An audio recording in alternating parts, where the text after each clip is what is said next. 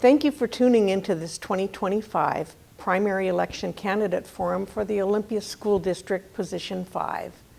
This forum is presented by the League of Women Voters of Thurston County in collaboration with Thurston Community Media. The League of Women Voters is proud to be nonpartisan, neither supporting nor opposing candidates or political parties at any level of government. I am Tawny Crawford with the League, and I will be moderating this forum. Deborah Roberts is our timer. According to their website, the Olympia School District Board of Directors is comprised of 5 citizens elected to represent the community in setting district goals and policies, adopting the budget, placing tax levies and bond issues on the ballot, hiring personnel, including the superintendent, and providing the necessary facilities for the education of our community's youth. There are 2 candidates participating in this forum, Gilbert Lamount and Emily Leddige. Jeremy Ruse was invited but did not respond. For this forum, each candidate will have the opportunity to answer a series of questions and to give a closing statement. They will take turns being the first one to answer the questions. Each one will relate to only one subject, and candidates will have 1 minute to respond. We stress the importance of civility in our forums. Emily and Gilbert, do you understand and agree to abide by the rules of this forum? I do. I do. Beginning with Emily, the first question is, why are you running for the Olympia School Board? Thank you. I'm running for the Olympia School Board so that I can help students reach their potential and thrive. I believe that every student, no matter their capabilities, should be able to have access to resources and tools. I believe that transparency is important and accountability as well. I want to continue to build on what Olympia School Board and the district has already done, and to continue to allow the district and students and families to thrive. I also want to be able to have a good working environment for teachers and staff and allow those to really flourish and support our students where they need it. I also want to make sure that class sizes remain small if we can help it. I want to look at the budget as well and be able to really put our money where we want to focus our efforts. I want to be efficient as well as accessible. Thank you. Well, thank you for inviting me to answer questions here. I'm running to make sure my children and their community live and grow in an inclusive environment in the schools. My background, I'm a military child and a veteran myself.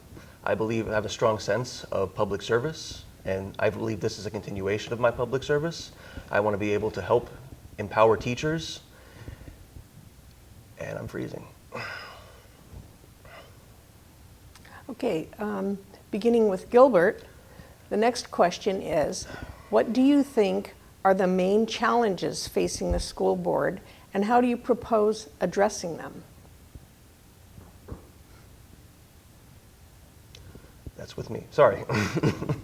Some of the main challenges I see with the school board are the current discussion around the budget. I know there has been some issues in the past years with the budget and with community engagement about the budget. I believe one of the reasons I'm running for a school board is to communicate more with the community and help ensure that they are all involved and included in this discussion. My background in data analytics makes me unique to help solve this problem and dig into the weeds of some of the budgetary issues they're currently having. And that's all I have for that. Okay. Same question, Emily. Can you repeat the question, please?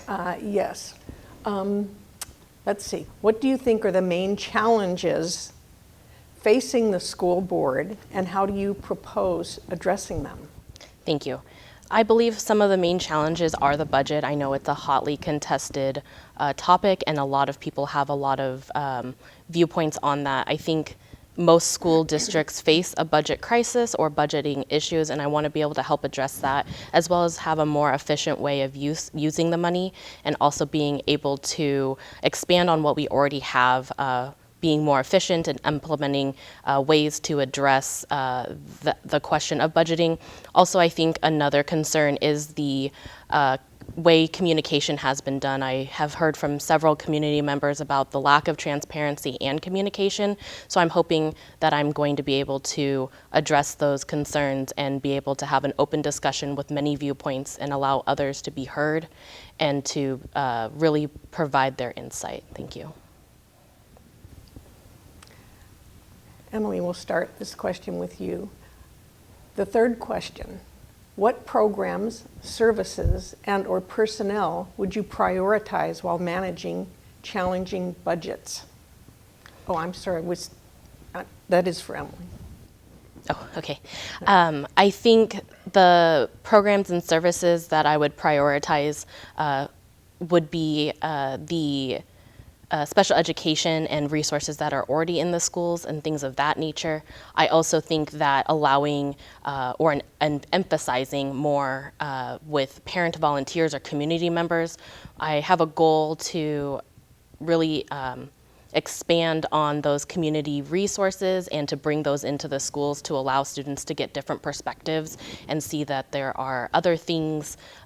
School is, yes, reading and writing, but there are a lot of other opportunities out there, and maybe learning isn't always just in a classroom. So I want to be able to expand on those ideas that I have to really help students thrive and flourish. I also want to be able to help teachers so that they're not feeling that strain of the demands of being the only one teaching the students. It's a very important job, but also there's other ways to help alleviate that stress.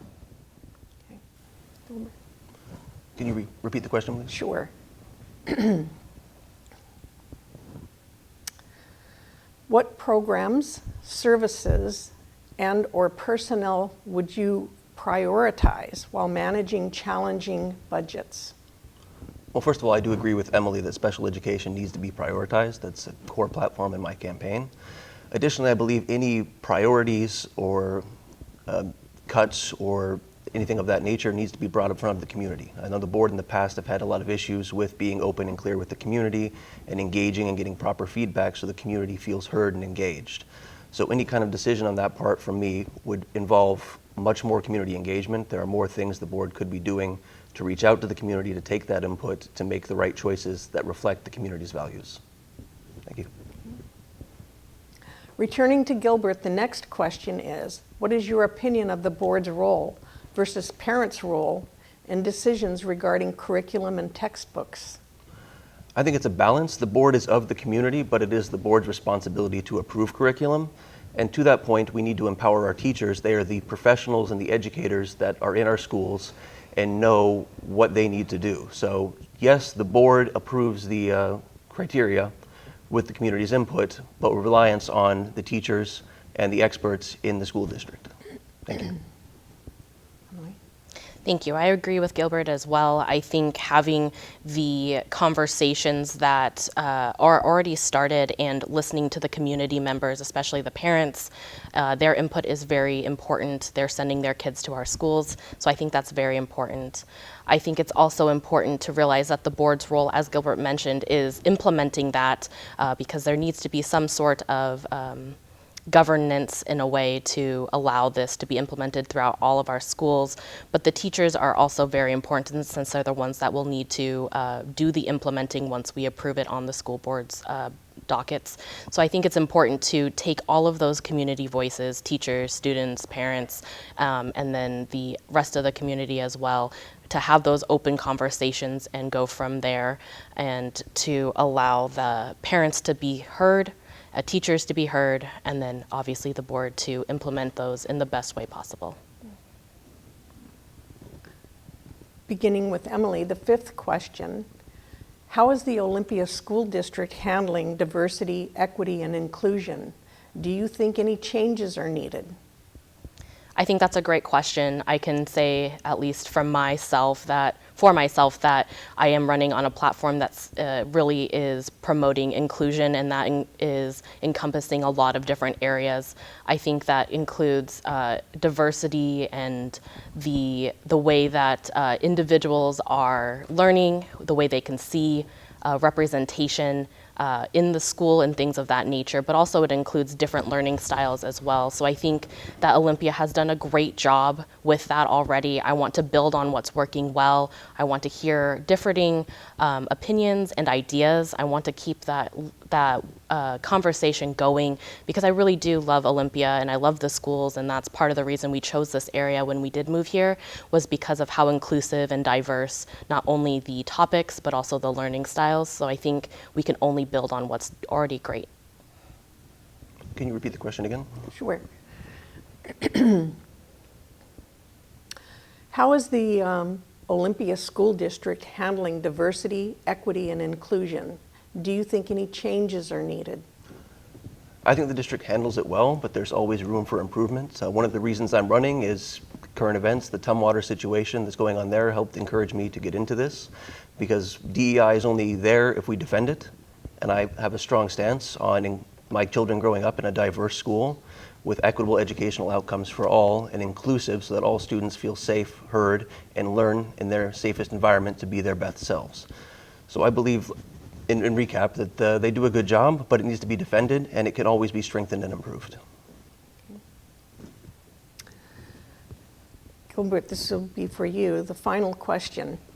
Do you believe school boards should ban books from school libraries? If so, what would be your criterion for selecting which books to ban? No, I don't believe the school district should be banning books. I believe we should lean on and empower our educators. They are the experts in this. The teachers and the librarians, they teach critical thinking.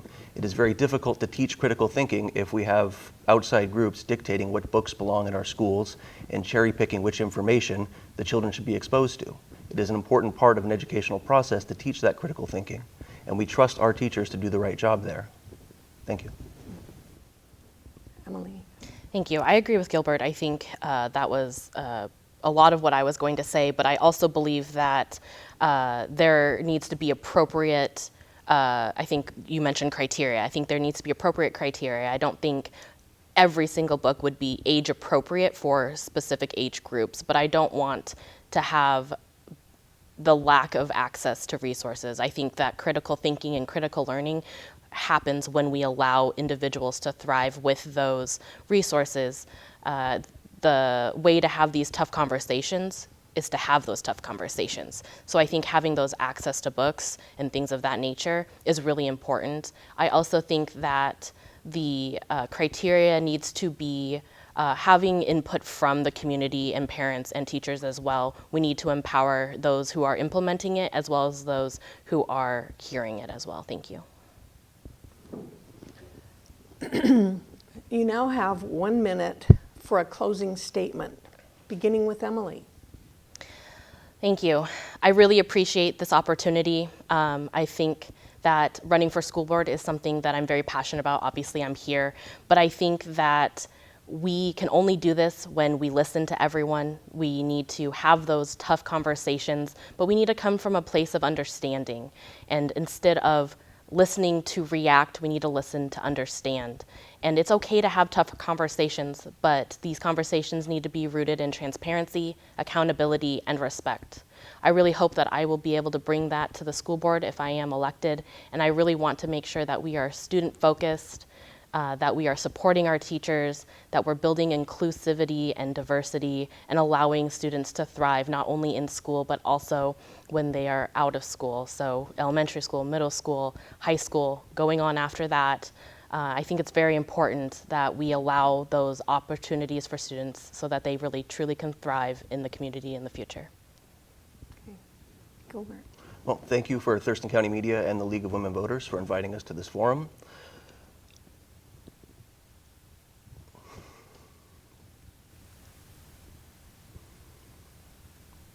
Sorry, I'm not much of a politician. I'm still figuring out how to do this, and I'm totally blanking on this.